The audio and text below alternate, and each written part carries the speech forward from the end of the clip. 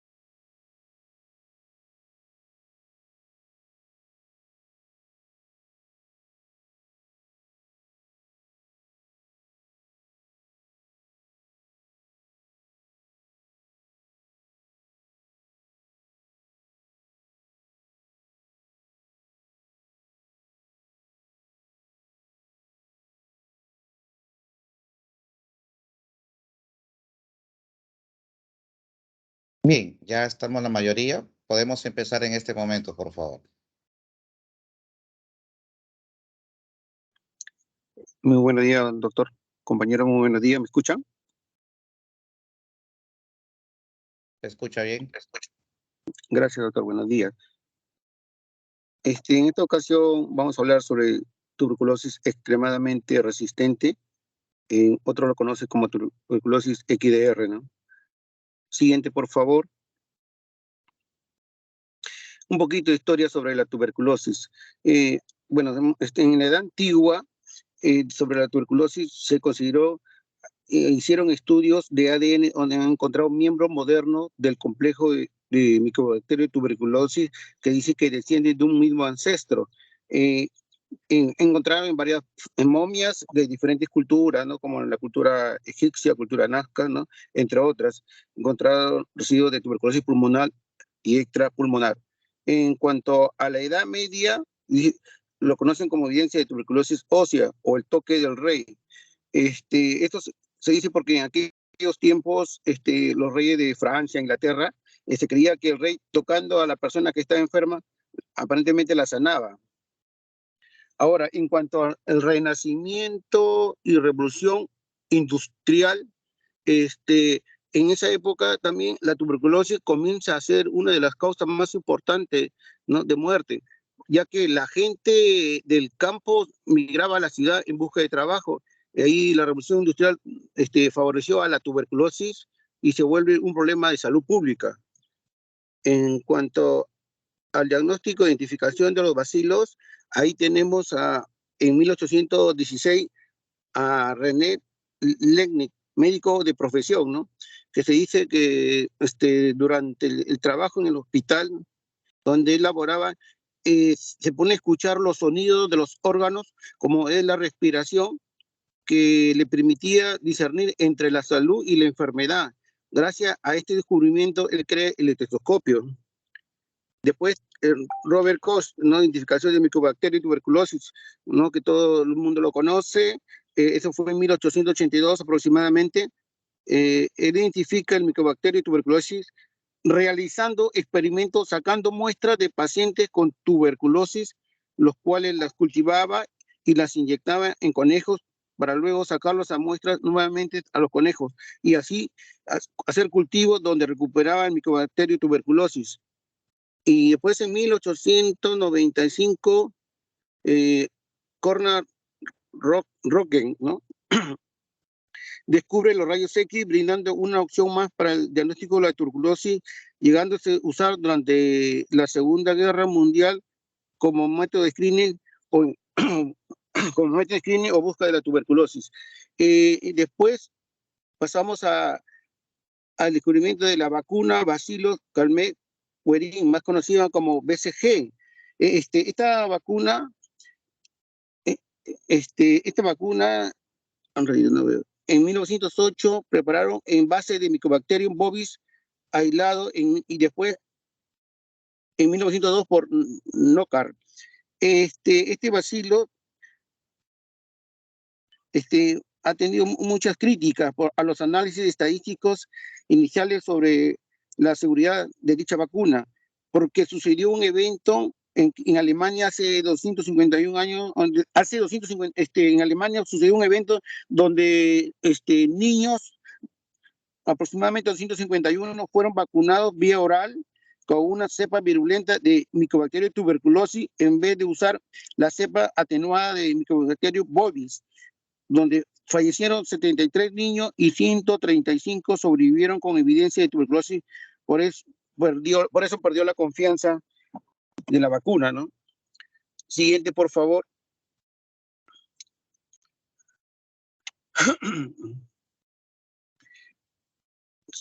Siguiente.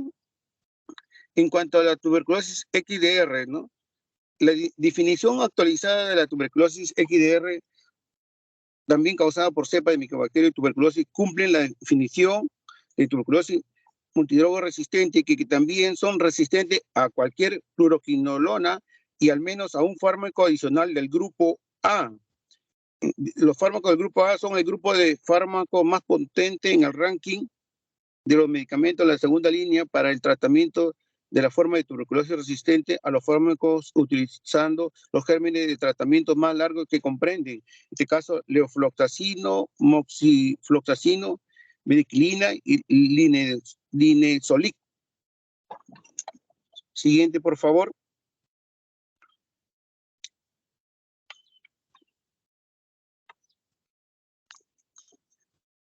Siguiente.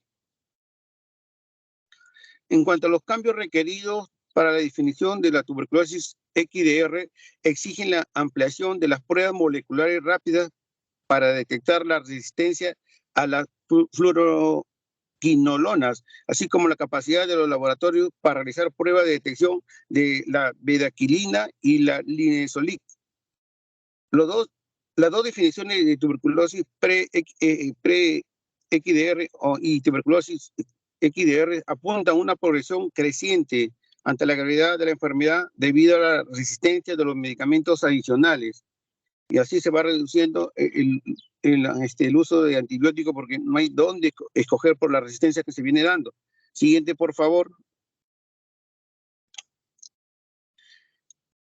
En cuanto a los factores de riesgo, bueno, acá, los dos factores de riesgo considerados en la Asociación de Tuberculosis XDR son, primero, que el fracaso a un régimen antituberculoso que contiene drogas de segunda línea que incluyen un inyectable y una fluoroquinolona. Hay que tener en cuenta que el uso inapropiado de drogas de primera y segunda línea, respectivamente, y también el desarrollo de la tuberculosis XDR, que revela el debilitamiento de los servicios asistenciales en el primer nivel de atención.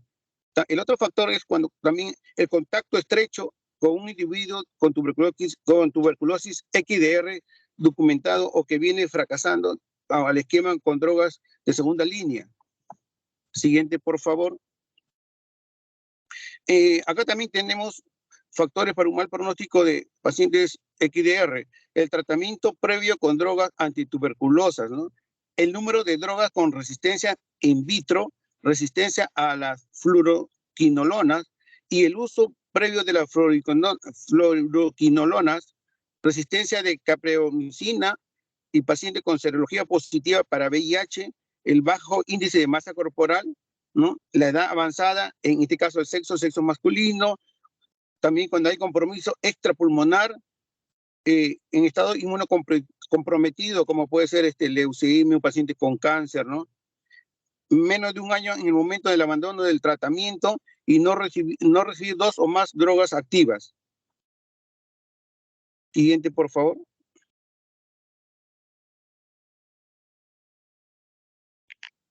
Buenos días, doctor.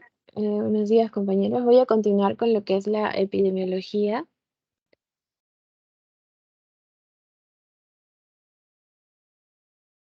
Bien, en este cuadro pues vamos a ver lo que es las partes sombreadas, ¿no? Va a ser la parte de los países que han notificado al menos un caso de tuberculosis extremadamente resistente a los medicamentos, esto pues a fines del 2013. Vamos a ver que se han identificado tuberculosis extremadamente resistentes en más de 120 países, como se puede llegar a ver en el gráfico, em, de todas las regiones geográficas en el mundo. El mayor número de casos se ha llegado a producir a nivel de Europa y países de la Unión Soviética, también en India y en China, que pues tienen la misma incidencia en la tuberculosis multiresistente. El Informe Mundial sobre la Tuberculosis de la Organización Mundial de la Salud de 2018 indica que pues en 113 países y 5 territorios informaron al menos algunos datos de encuestas o informes continuos que reflejaban la proporción de casos de tuberculosis multidrogo resistentes y también los casos de la tuberculosis extremadamente resistente, esto pues como si existiera una relación entre estos dos. Vamos a tener también que la proporción promedio de 8,5% con la tuberculosis extremadamente resistente entre aquellos de la tuberculosis multidrogo resistente fue con un aumento del 6,2% de los datos agrupados que se tuvieran en el 2016. Este aumento que se ha dado puede haber sido por un reflejo de los patrones de prueba de susceptibilidad a los medicamentos o también por un verdadero aumento a lo que es la carga de la tuberculosis extremadamente resistente. Respecto a las Américas, bueno, aquí vamos a ver un gráfico sobre las notificaciones de la tuberculosis extremadamente resistente que se dieron entre los años 2011 a 2017. Se mencionaba pues que en el 2017 9 países llegaron a reportar casos de tuberculosis extremadamente resistentes con un total de 121 casos, el cual pues va a ser, bueno, de estos 9 países, el 94% de ellos se van a llegar a ubicar en lo que es América del Sur. Y como vemos, pues la mayor tasa de incidencia se va a llegar a dar en el año 2015, que pues luego se reduce en el año 2016 y bueno, luego tiene un aumento ligero, ¿no? Hacia el año 2017. Bueno, ahora en nivel de Perú presentamos pues este cuadro y vamos a ver que los casos de incidencia de la tuberculosis extremadamente resistente nos va a llegar pues a presentar lo que es la línea verde, ¿no? Esta línea. Y si nos damos cuenta, pues no se registran menos, y esto es porque no hay tanta variabilidad como se puede ver tal vez en el 2018, que se correlaciona con lo que es la tuberculosis multidrogo resistente, pues que también va a llegar a ver los mayores casos, ¿no? Que se han presentado, 98. mm, y posteriormente pues llegaron a reducirse tanto en el 2019 como en el 2020. Aquí pues también la disminución fue mayor, ¿no? En mayor porcentaje como a comparación de la anterior. De 89 pasó perdón, de 98 se redució a 89 y ya casi hubo una, una reducción que se puede, notable, ¿no? Que se puede notar de 89 a 51. Para agregar, también encontré este estudio que fue del 2020, que se titula El perfil epidemiológico de la tuberculosis extensivamente resistente en el Perú del 2013 al 2015. Aquí pues nos dice que entre el 2013 y 2015 se notificaron al sistema de vigilancia del país 291 casos de tuberculosis extremadamente resistente. De estos pues incluyeron 17 casos en el estudio.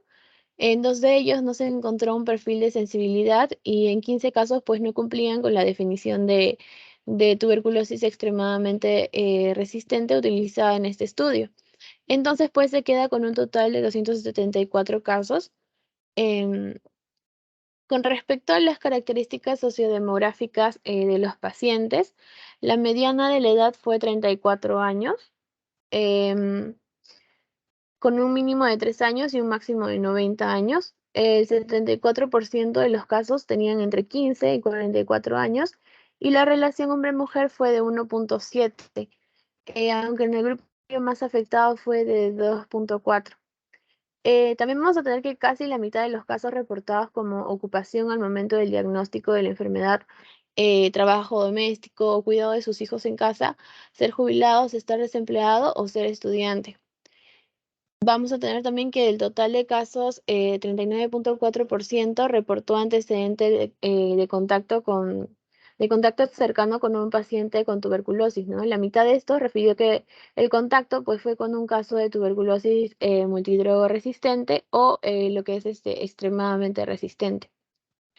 Dentro de pues, las comorbilidades descritas, vamos a tener 21 casos con un 7.7% de que pues tenían serología positiva para el virus de la inmunodeficiencia humana, o sea, el VIH, y 24 casos, o sea, un 8.8% que pues tenían lo que era la diabetes. Entre los factores sociales se encontró que 12, que representaba un 4.4% de los casos, reportaron lo que era el consumo de alcohol y 25 con un 9.1% del consumo de drogas. También se reportaron los 3 casos de gestantes. 24 casos eran de personas privadas de libertad, albergadas en el establecimiento penitenciario, que esto representa el 8.8%, y 6 fueron trabajadores de salud, ¿no? Esto representa un 2.2%. Aquí pues vamos a tener que solo se reportó un caso de tuberculosis extrapulmonar, esta pues de localización meningia. También vamos a tener que pues la gran mayoría de los casos, el 90.1% tuvo el primer cultivo, en el resto de los casos pues fue un 9.9% aquí, y se tuvo registro de otros cultivos positivos en los que pues se le realizó la prueba de sensibilidad para lo que era el diagnóstico de la tuberculosis extremadamente resistente. Del total de los casos, 237 tuvieron lo que era el resultado de la baciloscopía positiva al momento del diagnóstico de la enfermedad. De estos, pues fueron 31% fueron positivos con una cruz, 25.5% positivo con 2 cruces y el 30% pues positivo con 3 cruces. Esto para el diagnóstico de la tuberculosis extremadamente resistente. Con respecto a lo que es el antecedente de tratamiento para lo que es la tuberculosis, más de la mitad de los casos fueron nuevos, con un 42%, o también fueron recaídas, ¿no? Con un 17.9%. De los restantes, pues el 23% fracasaron con esquemas que ya habían recibido antes y el 17.2% fueron abandonos recuperados.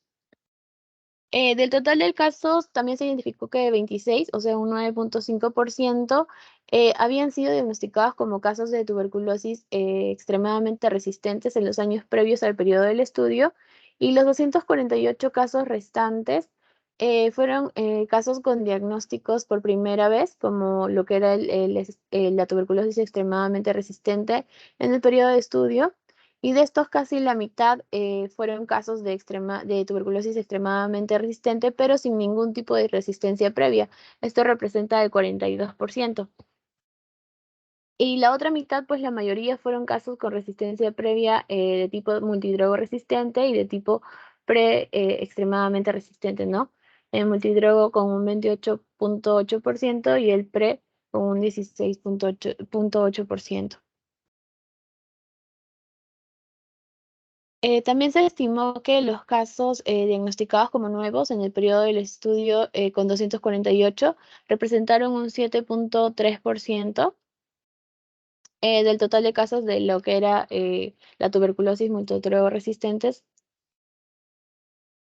Bien, ahora vamos a tener que pues se reportó al menos un caso de tuberculosis extremadamente resistente en 13 de los 24 departamentos del Perú, aunque el mayor número de casos pues se centró en 4 departamentos, ¿no? En Lima, que tenemos aquí la zona roja con un 87.4%.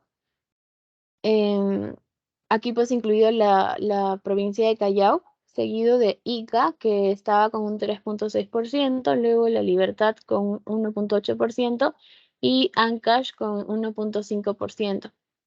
En relación con la distribución espacial de los casos en Lima y Callao, en esta figura se muestran las áreas de alta densidad, o sea, donde va a haber una concentración en los casos de color rojo, ¿no? Se van a diferenciar dos grandes grupos, uno que va a comprender, por ejemplo, los distritos de Lima, El Agustino, Ate, Santa Anita, San Luis y La Victoria, y el otro distrito San Juan de Lurigancho. Con respecto a lo que dice este estudio sobre el perfil de resistencia, vamos a tener que de los 274 casos notificados, solo 3 casos con un 1.1% de todos los casos fueron resistentes a 4 drogas, que vendrían a ser la rifampicina, isoniazida, un inyectable de segunda línea y una fluoroquinolona. El 57.7%, que vienen a ser 157 de los casos, presentaron lo que era la resistencia de 5 a 7 drogas a la vez, y el 41.6%, perdón, presentaban la resistencia simultánea a más de 8 drogas, tanto de primera línea como de segunda línea. Ahora, sobre la resistencia a otras drogas de primera línea, se encuentra pues la resistencia alta en lo que es la streptomicina con un 84% y también lo que es el etambutol con un 73%. Para los inyectables de segunda línea, más de la mitad de los casos presentaron resistencia simultánea a lo que era la kanamicina y la capromicina. Con un 22% fueron resistentes solo a lo que era la kanamicina y con un 21% resistentes solo a lo que era la capromicina. La mayoría de los pacientes fueron sensibles a lo que era la cicloserina, como podemos ver aquí tiene un 0.36%. Y bueno, con respecto a lo que es la resistencia a las fluoroquinolonas, se realizan pruebas de sensibilidad para ciprofloxacina a 176 pacientes, de los cuales pues un 97% resultaron ser resistentes y también se realizaron 106 para lo que era la levofloxacina, de los cuales 93% resultaron ser resistentes.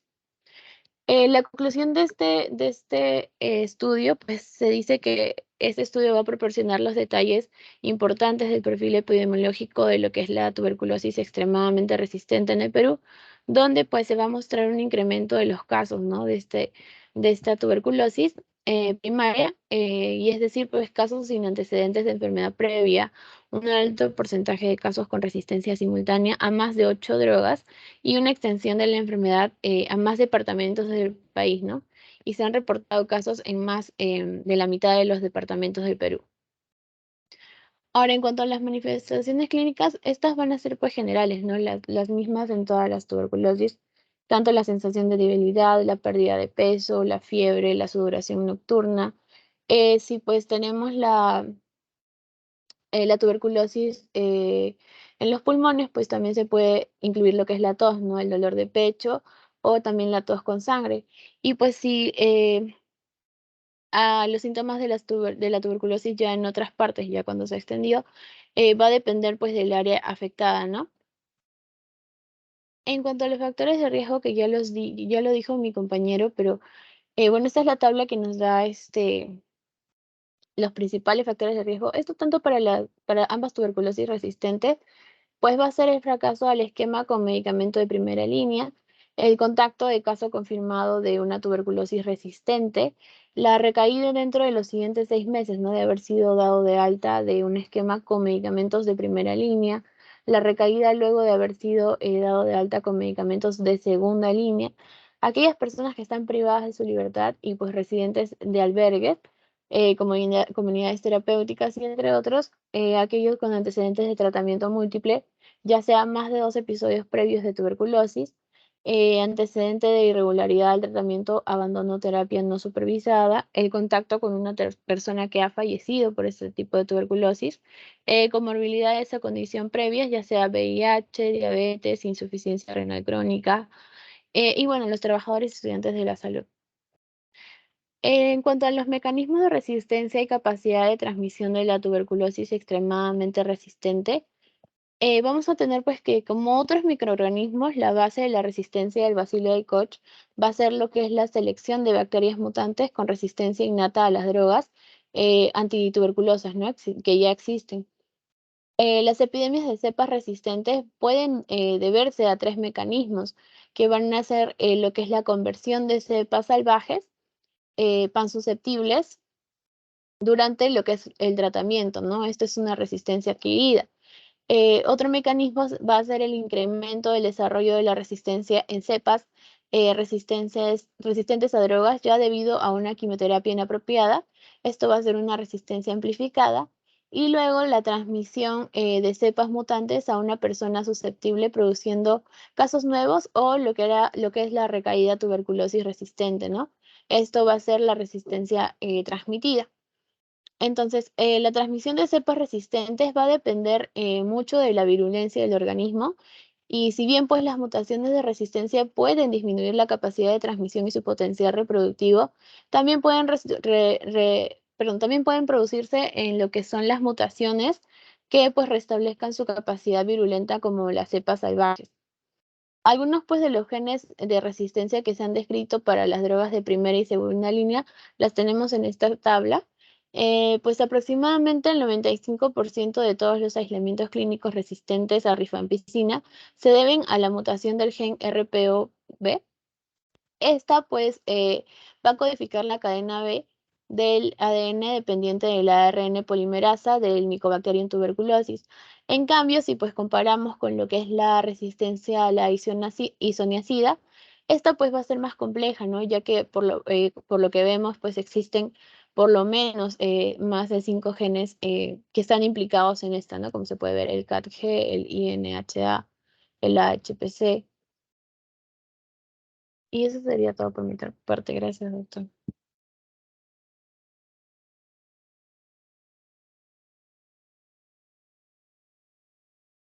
Ok, continúen. Buenos días, doctor y compañeros. Continuando con la exposición, hablaré sobre el diagnóstico y el tratamiento. Siguiente, por favor.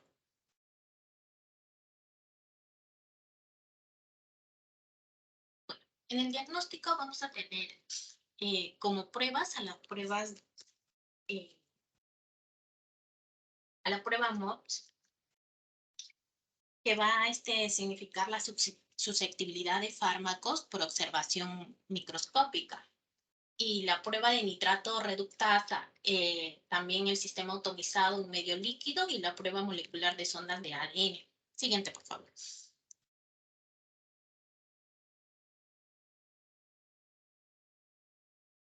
Bueno, en la prueba MOPS vamos a tener que es una prueba fenotípica de tamizaje directo a partir de muestras de esputo con baciloscopía positiva o negativa. Va a estar indicada antes o durante antes del tratamiento antituberculoso. Va a estar, es realizada por el INS y es diagnosticada de una manera simultánea a tuberculosis y la resistencia a isoniazida y rifampicina en pacientes con TB pulmonar. El resultado se va a obtener en un promedio de 7 a 14 días en el inicio de la prueba. En la prueba de nitrato reductasa, vamos a tener que es una prueba fenotípica de tamizaje directo a partir de muestras de esputo con baciloscopía positiva. Va a detectar la resistencia a isoniazida y rifampicina. Esta prueba va a estar indicada para la detención de la resistencia a isoniazida y rifampicina en pacientes con TB pulmonar, frotis positivo. Los resultados se van a obtener de 14 a 28 días desde el inicio de la prueba. Y bueno, acá va a estar acá vamos a tener, siguiente por favor, al sistema automatizado en medio líquido. que va a ser una prueba fenotípica de diagnóstico de tuberculosis y de sensibilidad a medicamentos de primera línea.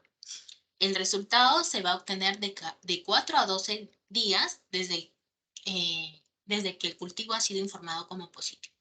La prueba va a estar indicada para la detección de TB pulmonar y extrapulmonar a partir de muestras de esputo, aspirados bronquiales. En la prueba molecular de sondas de ADN es una prueba molecular tanto de una manera directa como indirecta que va a detectar mutaciones asociadas a la isoniazida y rifampicina. Esto a partir de muestras de esputo con baciloscopía positiva o cultivos de micobacterias positivos. Los resultados están disponibles 72 horas desde la repetición de la muestra de laboratorio. Bueno, aquí va a estar indicada para tratar o identificar a la TBXDR, ya sea en casos que en la TBMDR, multitratados o fracasos de esquemas con los medicamentos a segunda línea, o también en los contactos con TBXDR. Siguiente, por favor. Bueno, en cuanto al tratamiento, bueno, esto nos vamos a basar en lo que es las indicaciones para el tratamiento XDR, en el cual pacientes que van a tener una prueba de sensibilidad que nos indica que es extremadamente resistente, también vamos a tener que en pacientes con prueba de sensibilidad que se indica pre-XDR, ya sea que tengan una resistencia a inyectables o a unas fluoroquinolonas, y también a pacientes multidrogoresistentes que han fracasado esquemas de segunda línea y que todavía no tienen una prueba actual. También se les va a dar el tratamiento a pacientes que han tenido un contacto cercano de casos XDR en una prueba de sensibilidad rápida que indique que es paciente con TB-CMDR. Y bueno, acá también se les va a dar el tratamiento a pacientes que siendo multidrogoresistentes y no teniendo una prueba de sensibilidad, bueno, también que indique que es extremadamente resistente, ¿no? Pero esto se va a deber, ya que hay un perfil de resistencia tan amplio que impida, ¿no?, que haya un esquema adecuado, que impida hacer un esquema adecuado y un tratamiento. En cuanto a los lineamientos para el tratamiento XDR, vamos a tener aquí que que aquí se va a hacer que cuando no haya una posibilidad de resistencia cruzada con otras drogas y si hay, ya sea si hay una resistencia a la levoflaxina, no podemos confiar que sea sensible a la moxiflaxina, al igual si hay una resistencia a la canamicina, no podemos confiar que exista o que sea sensible, ¿no? A la miquesina. Entonces los esquemas que se deben armar son con drogas nuevas. En el manejo ya de la tuberculosis, y que, bueno, aquí las drogas que el Perú usa para la tuberculosis extremadamente resistentes, en el esquema se debe incluir por lo menos 3 drogas nuevas, que va a constituir el nuevo esquema, y se va a contemplar hasta por lo menos 5 o con drogas de lo que se presume que aún es sensible, y también el paciente, pero bueno, también al haber sido expuesto a estas drogas, el paciente sensible no se considera dentro del núcleo del paciente. Siguiente, por favor. En, en, estas, en estas nuevas drogas, el esquema a considerar para la TBXDR, extremadamente resistente, vamos a tener que se van a dar por vía endovenosa o por vía oral. En la vía endovenosa vamos a tener al imipenem, la linezolid y la tioridinasa. En la vía oral, la bedaquilina, la linezolid y la clofazamida. Aquí.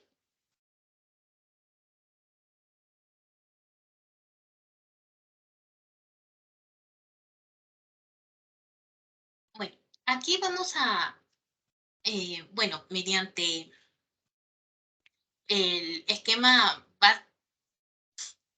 bueno, aquí más que nada lo que vamos a ver en el núcleo básico, que se deben considerar 3 medicamentos en el que el paciente no haya sido expuesto nunca, en los cuales hemos podido tener a la linezolid, belaquilina y delamanid, o tirosinida, o clonazepamida, o carbapenem, como ya hemos manifestado. El uso del esquema con núcleo básico oral, de acuerdo a la OMS y DGMIC, va a estar comprendido por el fármaco de la bedaquilina, que es un fármaco exclusivamente para tuberculosis, ya sea a pacientes con enfermedad pulmonar, si a mayores de 65 años y en adultos con VIH, embarazadas y niños. También vamos a tener al delamanid, y en el uso del esquema con núcleo básico endovenoso se debe considerar que el paciente con una o más comorbilidades severas y el paciente con enfermedad pulmonar avanzada y el paciente con trastornos psiquiátricos. Aquí se debe, bueno, también se debe añadir lo que es la fluoroquinolona de tercera generación, como aminoglúcidos, polipéptidos u otros. La duración del tratamiento con, bueno, de tuberculosis extremadamente resistente debe ser por lo menos de 18 a 24 meses. Bueno, esto va a constar de 2 fases. Siguiente, por favor.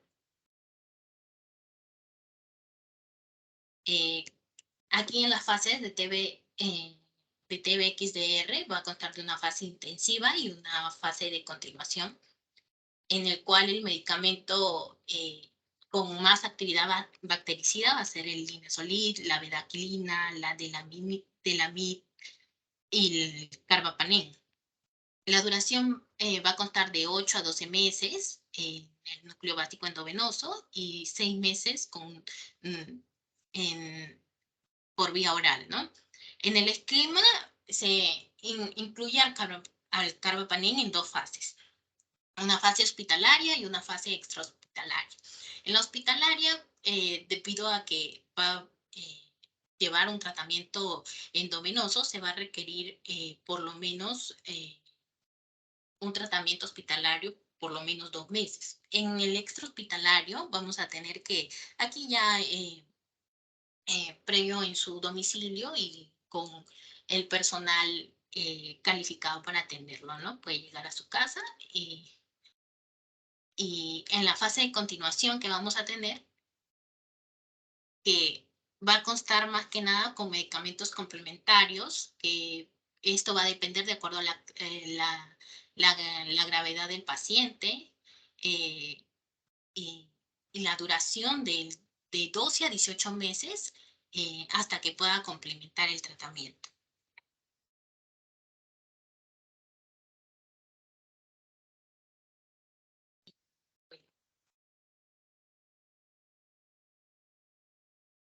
Y bueno, ¿no? Siguiente. Y eso sería todo. Muchas gracias.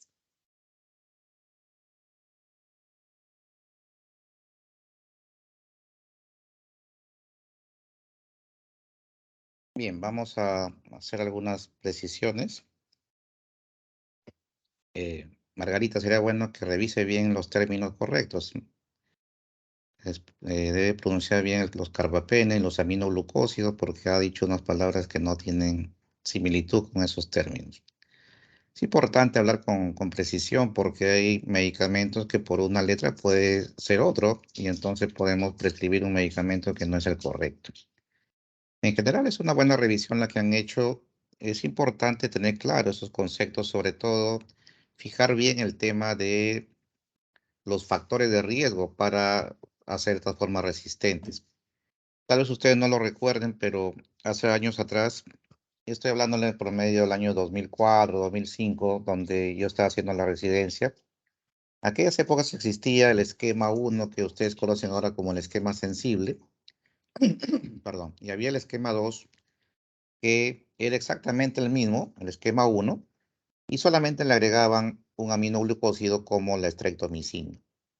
Y realmente esto era un problema bastante serio porque eso discutíamos siempre entre infectología y neumología. El hecho de que ustedes bien lo han mencionado, para un esquema sensible lo mínimo son 4 drogas activas y para las formas resistentes lo han mencionado también, necesitan por lo menos 5 drogas activas contra Mycobacterium para poder ser, digamos, eficaz el esquema. Entonces, eso era la discusión, porque si fallan al esquema 1, entonces darle el esquema 2 que existía en aquella época era darle monoterapia, puesto si fallaba el esquema 1 y solo están agregando un nuevo fármaco, obviamente que es monoterapia y por lo tanto la resistencia al esquema 2 era rápidamente, se iba a presentar y iba a ser inminente. Y eso justamente fue lo que sucedió. Nosotros discutimos eso antes de que estalle la bomba, pero cuando ya empezaron a aparecer más casos de multidrogos resistentes, entonces fue sacado de la norma técnica del PCT ese famoso esquema 2. Y esa es la explicación porque ahora ustedes cuando busquen a nivel nacional streptomicina van a darse cuenta que ya casi no existe, no lo van a encontrar porque hubo una buena cantidad en el país cuando existía el esquema 2. Cuando dejó de funcionar ese esquema ya no se fue importando esa medicación y por lo tanto ya no está disponible en el país. Y entonces en el tiempo se ha ido cometiendo, hasta cierto punto se consideran errores en el manejo, porque esa no fue la única discusión que teníamos con neumología.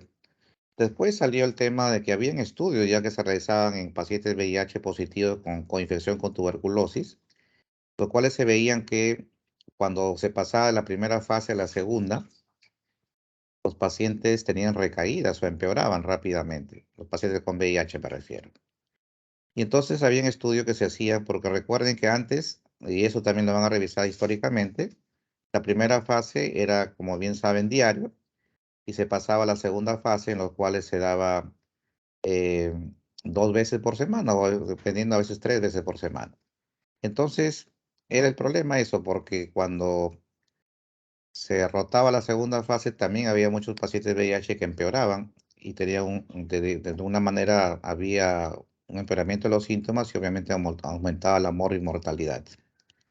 Y entonces se vio que si en la primera fase los VIH se prolongaba un mes más, se les daba 3 meses y no 2, cuando pasaban a segunda fase nos dimos cuenta que había mejores perspectivas de curación a los pacientes VIH. No nos hicieron caso y después la norma fue cambiando.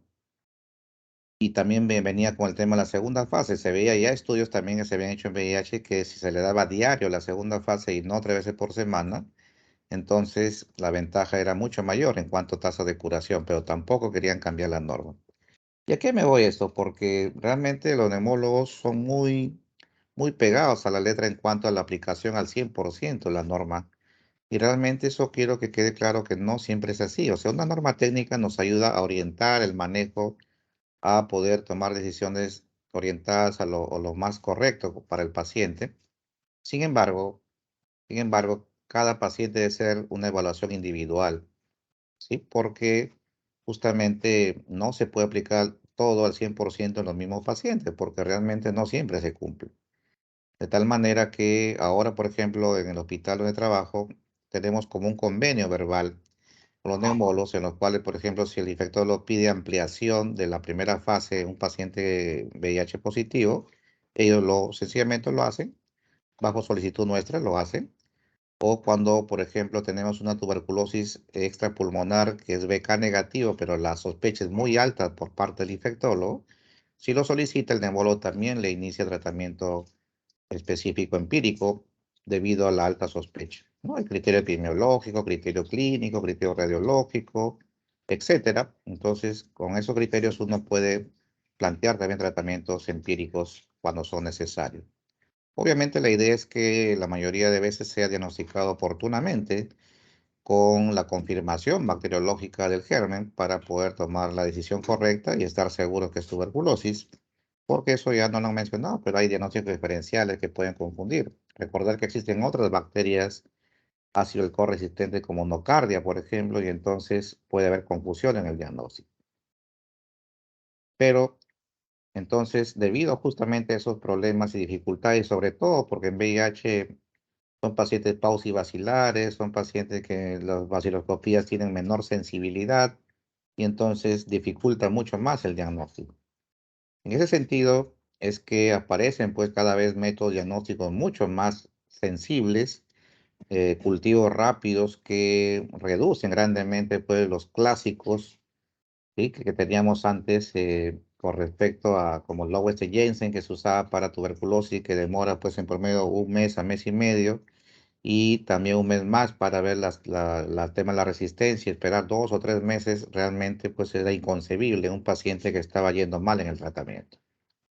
Y entonces van apareciendo cultivos rápidos y los primeros fueron, como mencionaron, el MOTS y el GRIES. El GRIES no lo mencionaron, pero también era algo similar, una diferencia de una semana de duración con respecto al MOTS. El MOTS era entre 2 semanas aproximadamente, y el GRIES algo de 3 semanas, pero era el promedio más o menos que esperábamos si se reducía grandemente de 3 meses a 2 o 3 semanas, era una ayuda importante. Incluso si ustedes revisan, la autora de la técnica de MOTS fue peruana, fue un apoyo, un aporte a la investigación en tuberculosis a nivel mundial. Pero obviamente, pues incluso 2 o 3 semanas a veces puede ser mucho tiempo para pacientes que están críticamente enfermos y que necesitamos saber cuanto antes si es tuberculosis o no y sobre todo su perfil de resistencia. Y en ese sentido van apareciendo ya pruebas moleculares que son mucho más rápidas y también una confiabilidad bastante alta. No lo han mencionado ahí en las pruebas moleculares, pero tenemos disponible ya casi en todos los hospitales del país, hospitales grandes me refiero, la técnica del GeneXpert, que detecta pues a Mycobacterium tuberculosis con unos cartuchos automatizados y se pone la muestra de esputo y en cuestión de 15 a 30 minutos podemos tener el resultado. Y con todo el test de resistencia en 1 hora nos pueden dar el reporte del tema. Esa técnica de GeneXpert, por ejemplo, les va a dar la presencia o no de Mycobacterium por técnicas moleculares, pero además les va a dar automáticamente si es resistente a rifampicina, por ejemplo. Y entonces, con eso podemos saber si el paciente tiene alta chance de ser multidrogo resistente. Por ejemplo, se sabe que la resistencia a isoniazida es más frecuente que la resistencia a rifampicina. Por lo tanto, si un GeneXpert es positivo y muestra resistencia a rifampicina, entonces la posibilidad que sea MDR es muy alta. ¿Sí? Ya esa es la definición de MDR, resistencia simultánea a rifampicina e isoniazida. Rifampicina e isoniazida simultáneamente resistentes es sinónimo MDR, al margen si es resistente a alguna droga adicional. Pero, por ejemplo, si es resistente a 3 drogas como isoniazida, piracinamida y tambutol, ese paciente, a pesar de ser resistente a 3 drogas, no es un paciente MDR, es un paciente que se considera como multiresistente o poliresistente, es el término correcto, poliresistente, pero no es un MDR. Para ser MDR tiene que ser resistente a ambos, isoniazida y rifampicina simultáneamente. Pero nos dimos cuenta pues de que la tasa de MDR había aumentado en forma importante, sobre todo en Lima, y entonces vimos el problema pues de la resistencia a los medicamentos, la baja adherencia, y todo eso fueron factores que influyeron en que aparezcan estas cepas ya extremadamente resistentes, que fueron un problema bastante serio de salud pública porque la tasa de curaciones eran bajas, y eso justamente en función de que quedan pocas alternativas de fármacos y en el tiempo han ido apareciendo, las investigaciones están mejorando el tema de nuevos medicamentos que aparecieron como bedaquilina, y incluso se usan otros medicamentos que usamos para otras indicaciones como imipenem, cilastatina, por ejemplo, pues usamos para gérmenes nosocomiales.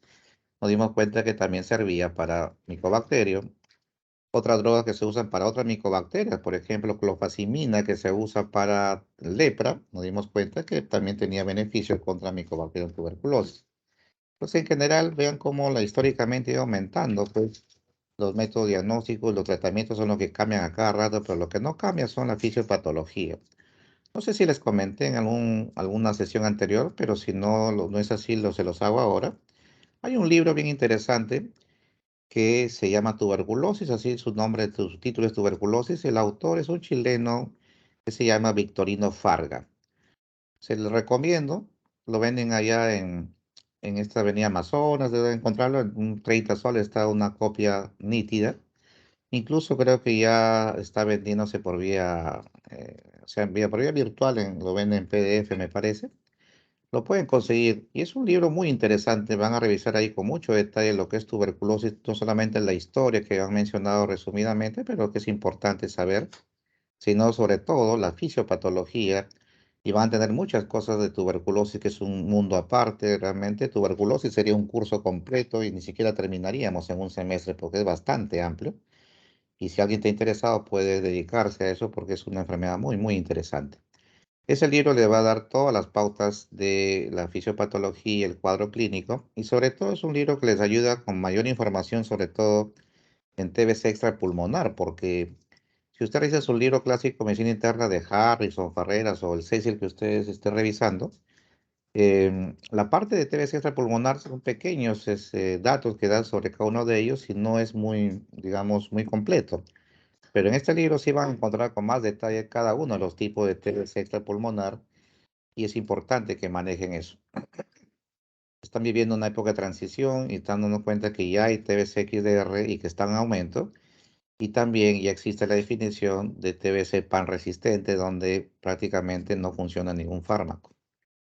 Tampoco lo han mencionado, pero cuando hay tuberculosis XDR que no está respondiendo a tratamientos y que el pulmón está localizado en una zona específica, entonces también hay manejo quirúrgico. Cuando ya no funcionan los medicamentos, hay que extirpar esa parte del pulmón que tiene el foco infeccioso. Para eso ya hay sala de operaciones destinadas a este tipo de pacientes. El Hipólito es uno de ellos, tiene una sala de operaciones que está hecha para este tipo de pacientes. Cuando tiene la evaluación del cirujano de tórax y ve que es factible la operación, se programa y se opera. Pero realmente la idea es no llegar a eso. Es un paciente que estamos mutilando una parte de un órgano, pero que a veces es estrictamente necesario cuando no hay respuesta clínica a la medicación. Entonces, podría seguir hablando más y más cosas de tuberculosis y realmente no acabaría en esta sesión. Es importante, se lo recomiendo ese libro, si alguien lo consigue, lo comparte con sus compañeros porque la información debe ser compartida y no solamente pues nos dedicamos a acumular libros y no leerlos, sino que además es importante estar revisando los cambios. Lo que van a encontrar ustedes diariamente, los estudios que aparecen en tuberculosis, básicamente son al tema de métodos diagnósticos más rápidos, más confiables y nuevas drogas contra las formas resistentes. Eso va a cambiar día a día. Lo que nunca va a cambiar es la fisiopatología y ese libro les va a enseñar las pautas básicas de esta enfermedad. Bien, entonces, no sé si tienen alguna pregunta o comentario, por favor, para poder afianzarlo en esta sesión.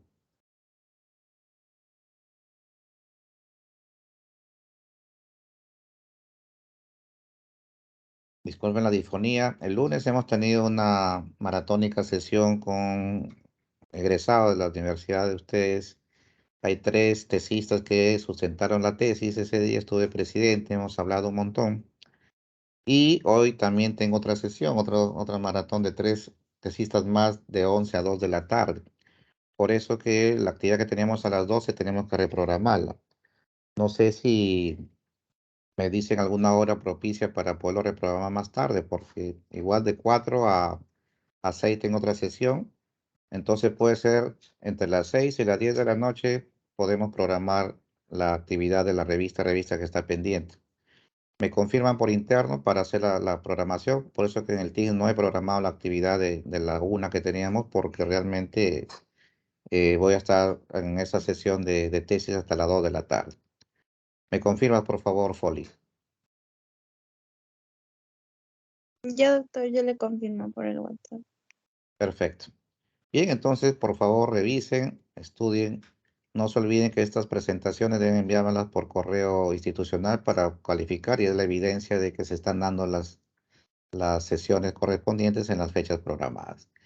Entonces, buenos días y nos vemos más tarde me confirman la hora para hacer la revista de mañana. Y recuerden que mañana a las 7 de la mañana tenemos también el tema del el segundo seminario de dengue, que es importante también que lo presentemos. Y si no hay alguna otra novedad en cuanto que tengamos problemas en el tiempo, el viernes sería la última sesión de la revisión de lepra que les prometí realizarles. Entonces, nos vemos más tarde, por favor me confirman la hora. Buenos días y sigan estudiando porque ya el examen está próximo en la siguiente semana. Gracias y buenos días. Gracias, doctor. Buenos días.